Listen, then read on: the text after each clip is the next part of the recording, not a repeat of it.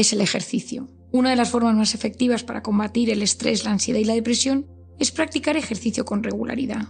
De esta manera fomentas la producción de serotonina y dopamina, hormonas que reducen la ansiedad y ayudan a combatir la depresión. ¡Ojo! El cortisol puede aumentar durante la práctica de algunos ejercicios especialmente duros, ya que el organismo puede interpretarlos como una amenaza. Además, sabemos que si el ejercicio se realiza en el campo, al aire libre, lejos del ruido y de la contaminación de las grandes ciudades, sus efectos resultan mucho más beneficiosos para el organismo. El ambiente en el que uno practica deporte importa, y mucho.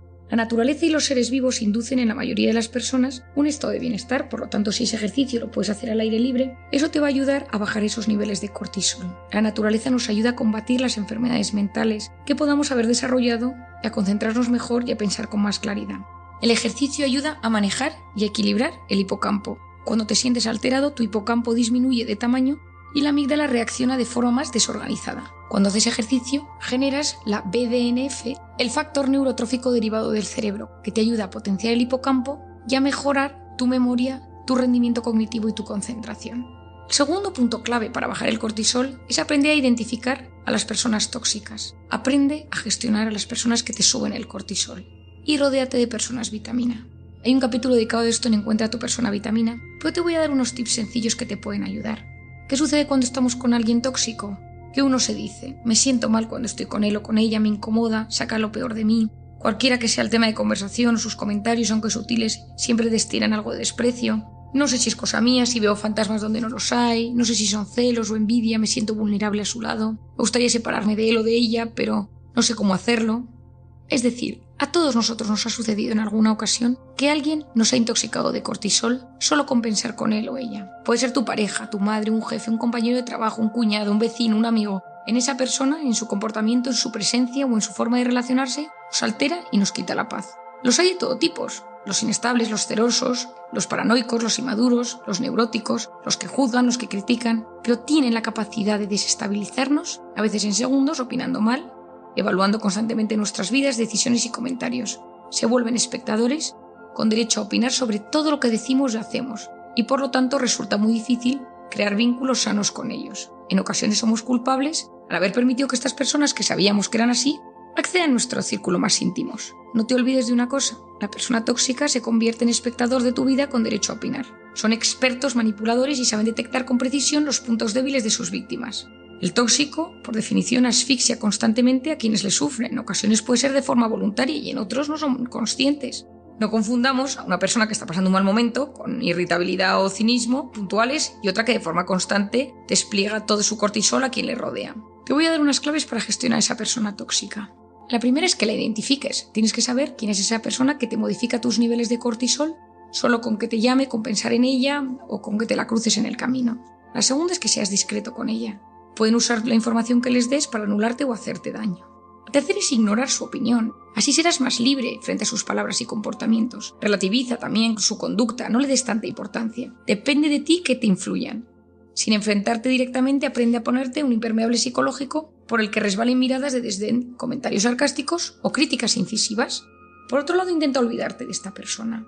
Este es el cuarto punto. A veces tienes que olvidarte de ella, sacarles de tu mente. A veces se ha convertido en un tema obsesivo. Quinto, si no puedes olvidarte porque forman parte de tu vida, tienes que aprender a convivir con ellas. Y en estos casos, a veces tienes que pedir ayuda a un profesional.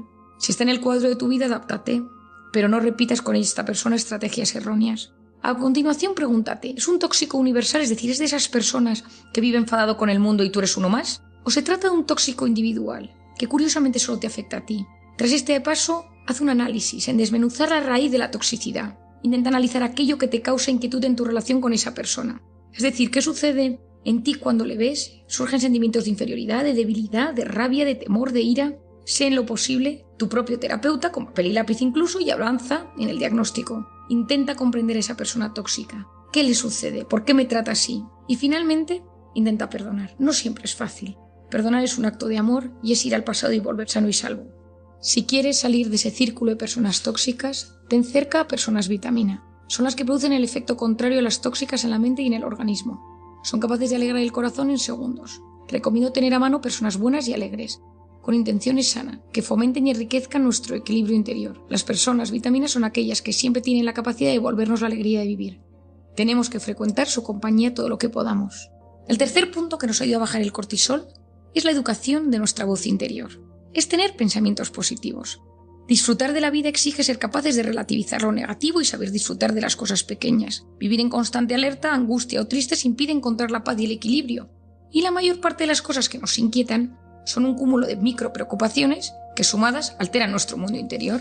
Para evitar la angustia que nos generan las preocupaciones, hay que sustituir esos pensamientos por ocupaciones o ideas constructivas y positivas. Ocuparnos de planes, aficiones, personas, salir del bucle tóxico en el que nos metemos a veces de forma inconsciente. Me encanta esta frase atribuida a Van Gogh que dice: si una voz interior te dice no pintes, pinta con fuerza y acallarás esa voz. ¿Existe una voz interior? Es la voz que comenta todo lo que hacemos. Ese ruido mental a veces nos bloquea y nos hace mucho daño. Nuestra voz interior tiene que ayudar a sacar nuestra mejor versión. Cuidado con el autoboicot que nos lleva a fracasar antes de haber empezado algo.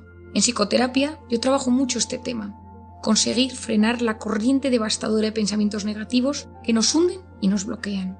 Te voy a dar unas ideas sencillas para intentar no preocuparte tanto. La base de estas ideas consiste en reestructurar el cerebro y los automatismos que surgen en tu mente y te bloquean volviendo a ellos una y otra vez. Debes de ser consciente de que tus pensamientos son reales y existen. Por mucho que no te escuchen, palpen, tienen fuerza y capacidad de alterar.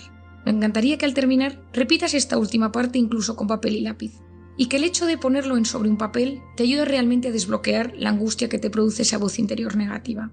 Pregúntate, ¿esto que me inquieta es sustancial o carece de importancia? Detente un segundo. ¿Puede ser que mi mente me esté engañando, agrandando o distorsionando este tema? Acepta que a veces tus pensamientos no dicen siempre toda la verdad. Pueden ser correctos, pero a veces falsean o manipulan. Lo segundo es qué emoción me produce. Conociendo cómo somos, cuáles son mis factores de estrés, cómo es mi personalidad, cómo es mi estado de ánimo de hoy, ¿cuál es la emoción que yo siento? Y observa el impacto que cada uno de estos pensamientos genera en tu cuerpo.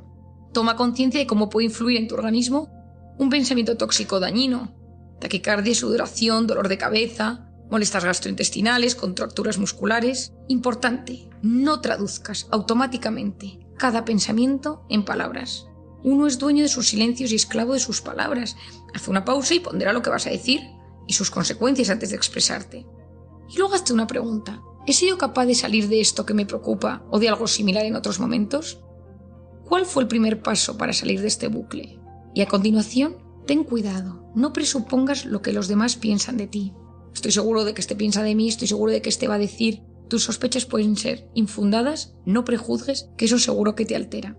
Háblate en positivo, di algo sobre ti que sea cierto y que te ayude a crecer en seguridad. Siente esa emoción positiva, permite que llegue a tu cuerpo aportando bienestar. Agárrate al presente, a tu capacidad de actuar en el hoy y en el ahora.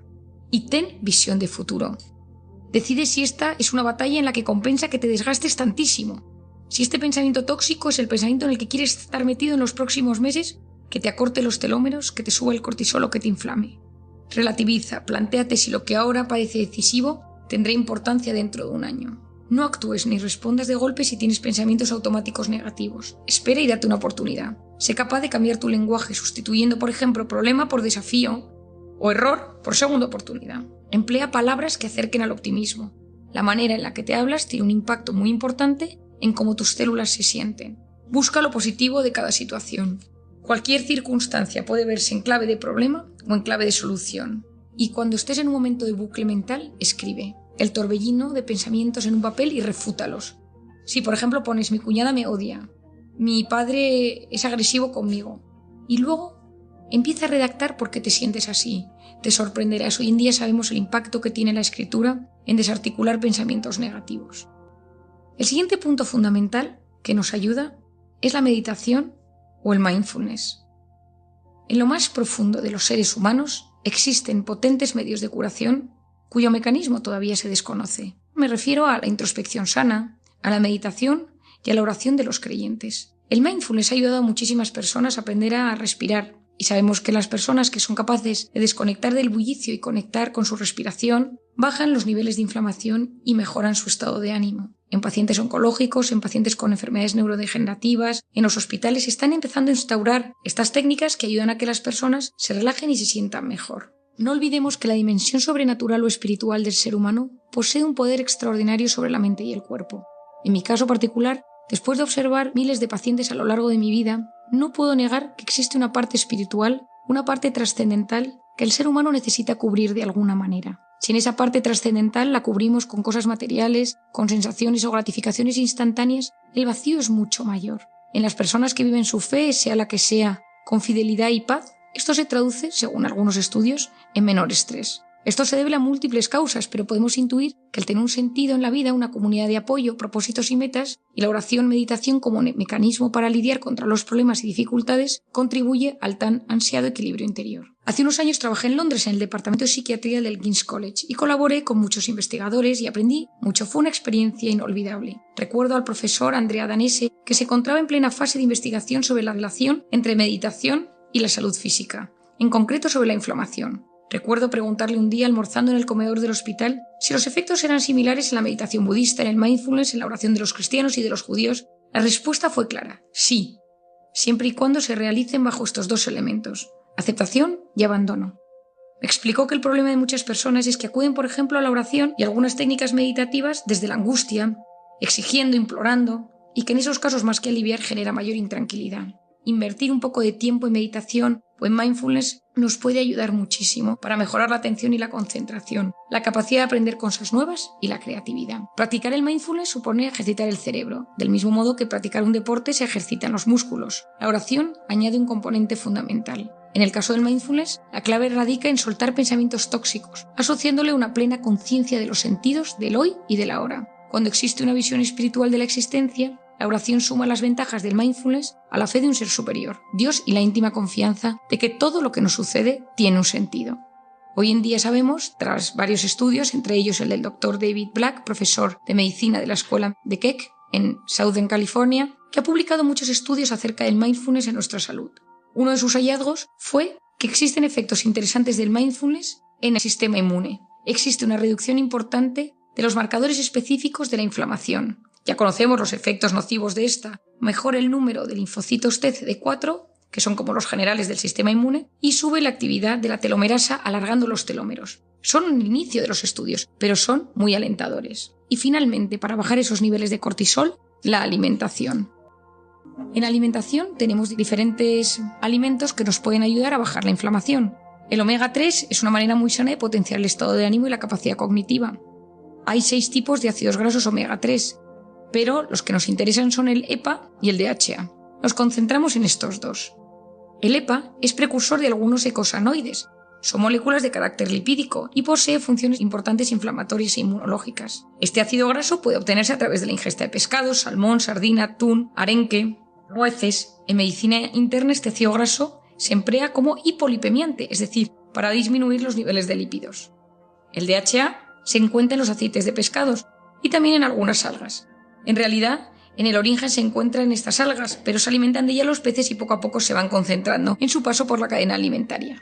Se concentra en el cerebro, en la retina y en las células reproductoras. Las neuronas y la sustancia gris del cerebro están compuestas de gran cantidad de grasa, por lo que este componente es clave para su desarrollo y función adecuada. El cerebro precisa de un nivel adecuado de DHA para su desarrollo óptimo. En caso contrario, nos encontramos ante un déficit en la neurogénesis y en el metabolismo de los neurotransmisores. Por lo tanto, el omega 3 posee una importante función antiinflamatoria.